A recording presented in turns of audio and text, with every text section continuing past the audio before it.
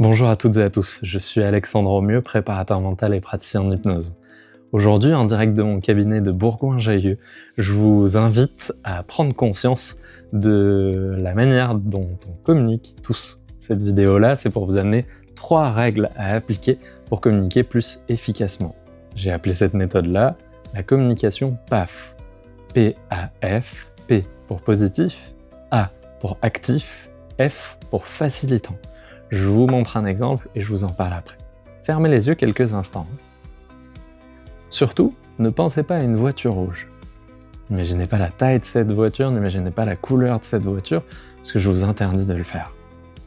Quand vous voulez, vous pouvez réouvrir les yeux. Il y a de fortes chances que vous ayez pensé à la voiture rouge. C'est normal, notre cerveau, quand il reçoit une information, qu'elle soit lue, vue, entendue ou ressentie, pensée même, et en fait, il l'imagine, il la crée, il la construit, et puis ensuite, s'il y avait des nœuds pas ou autre, avec la conscience, je vais essayer d'aller vers l'inverse de ça, ou vers autre chose que ça. Ce serait beaucoup plus efficace, c'est pour ça que je vous parle de la communication PAF aujourd'hui, d'aller directement vers le bon message.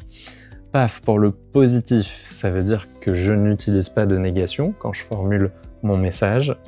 A pour le actif, ça veut dire que les mots que j'utilise sont orientés, tournés vers l'action vraiment dynamique que je veux construire, le vrai message que je veux avoir en profondeur.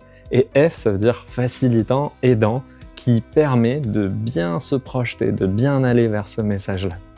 Je vous donne un exemple, si vous voulez encourager quelqu'un, des fois on dit « n'aie pas peur »,« ne t'inquiète pas »,« ne stresse pas ». En fait, en disant ça, on l'amène vers le stress, on l'amène vers la peur, on l'amène vers l'inquiétude. Du coup, en communication PAF, on transformerait ça comme « aie confiance, rassure-toi, tout va bien aller, tu peux y arriver, prends ton temps ». Ça, c'est des bons messages parce que je veux l'aider en fait, cette personne-là. Je suis très curieux de voir ce que vous allez me dire de cette communication et comment vous allez l'utiliser. Mettez-moi en commentaire ou en message des exemples de ce que vous avez utilisé ou formulations que vous avez l'habitude d'avoir. Et puis je me ferai un plaisir de vous répondre à tout ça. Je vous dis à très bientôt.